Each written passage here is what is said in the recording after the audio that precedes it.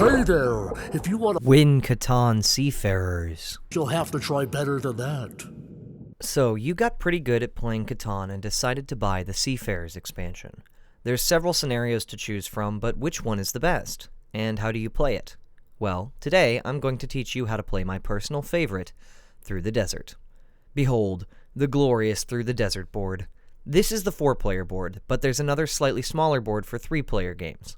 This Seafarer scenario is pretty simple, but it does come with some special quirks. First, some Seafarers basics.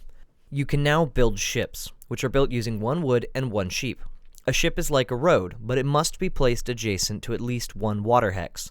On this example board, you can place a ship on any of the indicated spots. However, unlike roads, ships can be moved. You can move up to 1 ship per turn as long as you didn't build it on the same turn where you're trying to move it, and the ship is not part of a closed route between settlements or cities. Unfortunately, you can't connect ships directly to roads, so you'll have to build a settlement between your ships and roads if you want to set sail, or head on land. Ships do count as part of the longest road, which means the longest road could now be up to 30 segments of ships and roads. Also, there's a pirate now. He's like the robber, but for the sea. He can only be placed on sea hexes, and he steals a random resource from one player with a ship adjacent to the sea hex you place him on. Additionally, players cannot build or move ships adjacent to the pirate's hex, and ships already adjacent to the hex cannot be moved away until the pirate leaves. When a player rolls a 7 or uses a knight card, they may choose to move either the robber or the pirate. Now, let's talk about Through the Desert. In Through the Desert, everyone starts in this main area. To win, you'll need 14 victory points. Now, I know what you're thinking.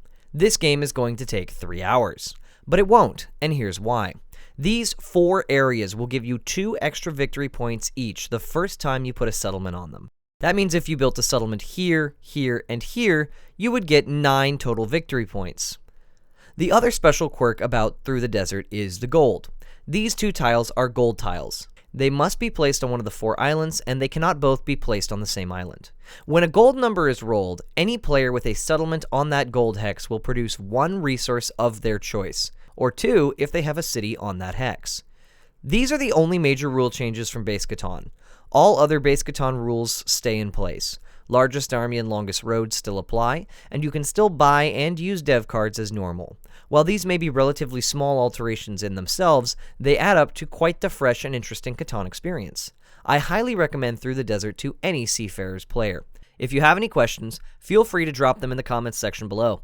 Thanks for watching, and I'll see you all next time.